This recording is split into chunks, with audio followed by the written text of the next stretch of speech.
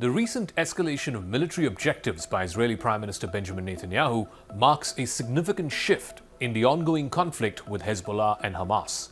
Israel carried out a massive operation against Hezbollah on Tuesday by hiding explosive material within a new batch of Taiwanese-made pagers that were imported into Lebanon.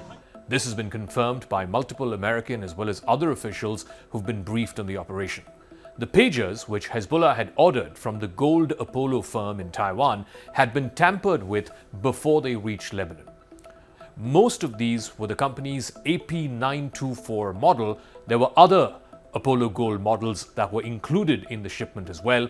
The explosive material, some of which was less than 50 grams, was implanted right next to the battery unit in each of these pagers.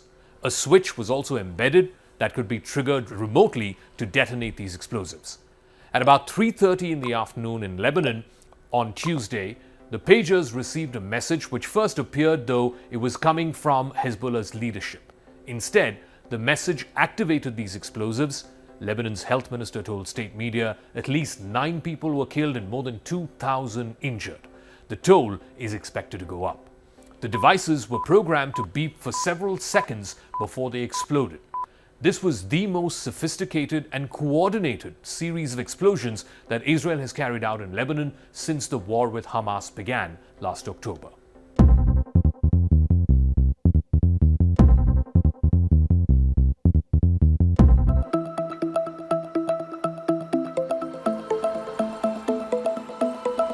On the 17th of September, Netanyahu announced that one of Israel's war goals is to facilitate the return of residents to the northern communities.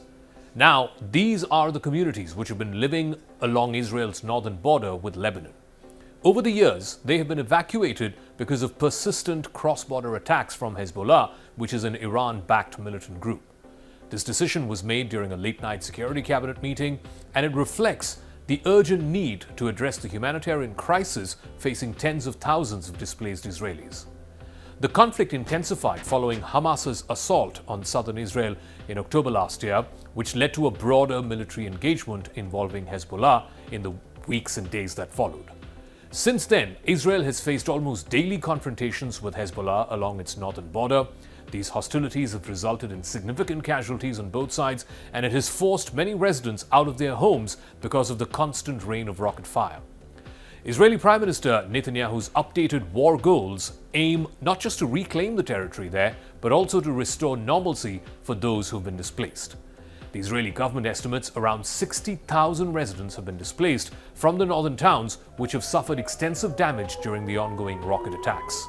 The Prime Minister's office also emphasized that enabling these citizens to return is now a priority within their military strategy against Hamas. Defense Minister Yoav Gallant has been vocal about the need for military action as the only viable solution to secure the northern border. He said that the window for an agreement with Hamas is closing, indicating that any diplomatic efforts with Hezbollah are becoming increasingly futile. Gallant's remarks come amid discussions with US officials about potential military operations that are aimed at stabilizing the northern border. He's also conveyed as much to America's envoy to the Middle East and one of the chief negotiators, Amos Hochstein. The US and its partners are worried that any direct military action against Hezbollah would lead to a wider Middle East war. Yoav Gallant's recent outspoken comments also raise questions about his own future within Netanyahu's cabinet. There is speculation running rife that Netanyahu is intent on replacing Gallant because of some of the comments that he's made about military actions in the recent days. This potential shift in the defense minister, virtually the person who's leading the military charge against Hamas and now increasingly Hezbollah, that could seriously impact Israel's defense strategy and also its internal politics. Remember, public opinion remains unfavorable to Netanyahu, with rising military casualties and, more importantly, the inability of Netanyahu's government to force Hamas to release the remaining hostages. The almost weekly protests against Netanyahu's government have only intensified in the last few months as the conflict drags on and the possibility of a ceasefire looks bleaker. Netanyahu is eager to get rid of Gallant to ensure the stability of his governing coalition.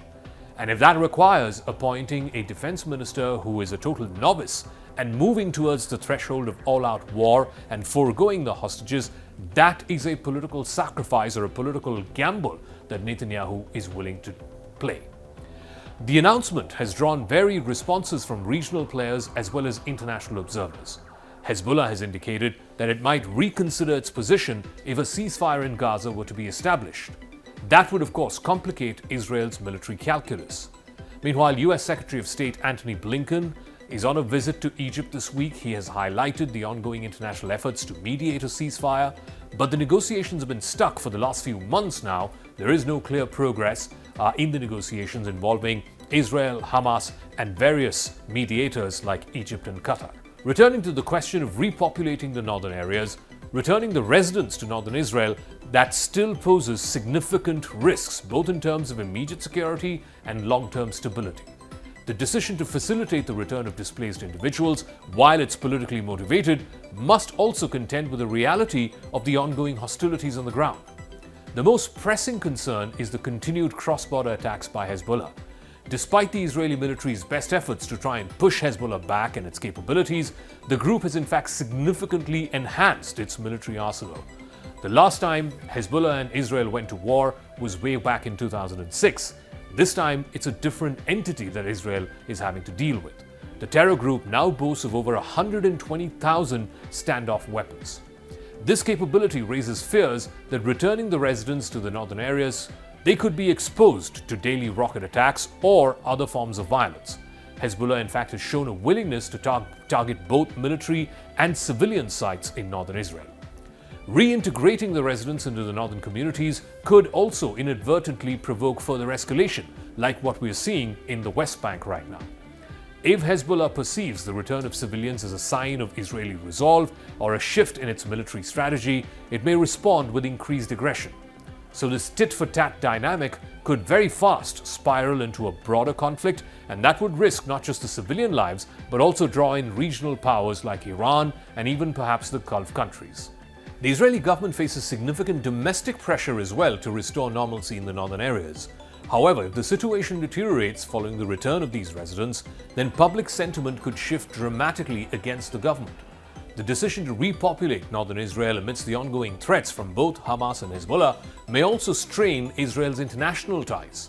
The United States and other allies of Israel are concerned about a potential escalation that could draw them into a wider conflict, something that America can ill afford right now with just 2 months to go for the presidential election.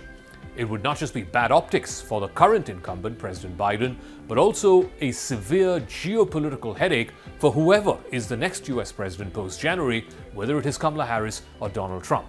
Which is perhaps why Amos Hochstein, America's envoy to the Middle East, warned Yoav Gallant during their meeting this week that any major Israeli offensive against Hezbollah would not lead to the return of evacuated northern residents. Instead, it would significantly raise the risk of a prolonged regional war. Netanyahu's declaration marks a critical juncture in Israel's military campaign against both Hamas and Hezbollah. By expanding his war goals to include humanitarian resettlement for the displaced residents of northern areas, the Israeli government aims to balance its military objectives along with domestic political pressures. But the effectiveness of the strategy remains contingent upon both military success against Hezbollah and the broader dynamics which are shaped by regional alliances and the ongoing diplomatic efforts to try and broker a ceasefire with Hamas.